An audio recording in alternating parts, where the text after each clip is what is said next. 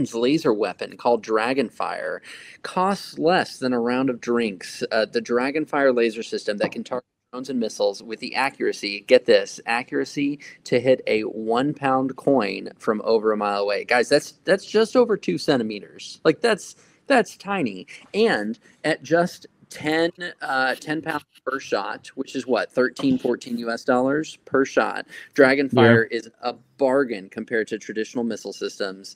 Cost effective option for future conflicts. I mean, the Royal Navy is planning to use DragonFire on its warships starting in 2027, offering protection against high speed aerial threats. Military leaders envision DragonFire being fitted to ground vehicles, maybe the one we just talked about, and aircraft within the next decade. The Toyota Hilux is back. Yeah, they're going to be added onto the Toyota Hilux eventually as a as a more cost-effective option. So you said 10 pounds a shot. 10 pounds a shot. It's reusable. Fitted within the decade. I mean, that is 2027. You said tantalizing news. Within the next couple of years. That's huge. Tantalizing news because 10. Did you just say that? I'm impressed. That's a good one.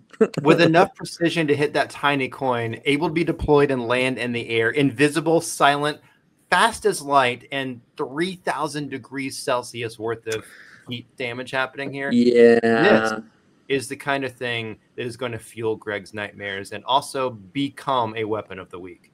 Yeah. I mean, but this project is a collaboration, which comes with all of the data sharing, the P&O, all of those problems. The challenge to decrease size and weight and increase output in order to make these on all sorts of other vehicles, to make these airborne. This means that design is going to be the most important to me, but not just design with a very solid change, integration, testing, all those things linked in. Like an integrated design process is what this is going to call for. I think your solution is a good one.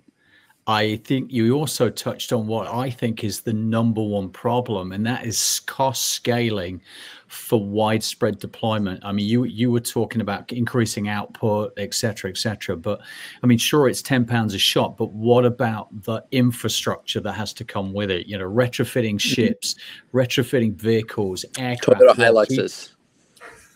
Retrofitting those Hiluxes, you got it.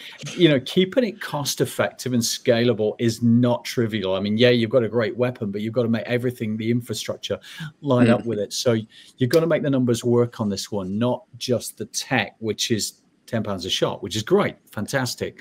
But until you add the bill for all of the toys that you're going to need to mount it on, that's the defense equivalent of a kind of a free Wi-Fi with a 10-pound coffee, if you ask me.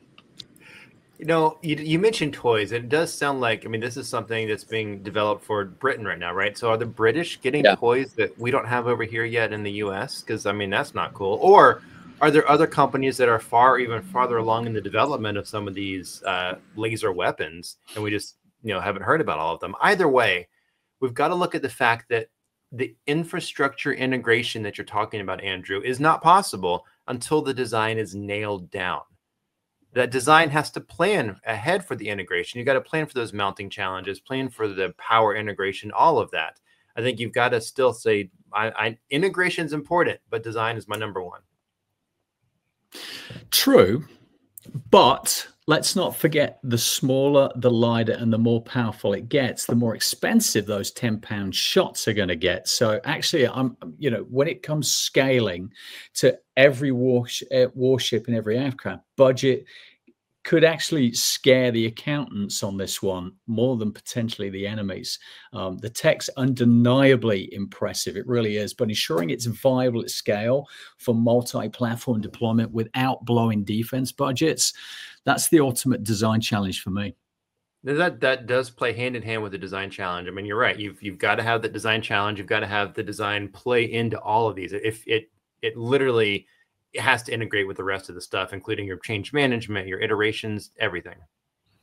So I then come to the solution, which is design and change management. It's streamlining your design iterations, managing those modular configurations for naval or for land or for air platforms, whichever it is, and then integrating those change processes gives you that efficiency, which is going to drive your costs down. So DNCM, design and change, minimizes your disruptions, keeps the system adaptable, and hopefully keeps your costs down and doesn't scare off too many accountants, never mind the enemies.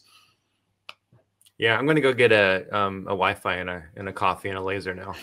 $10 pounds.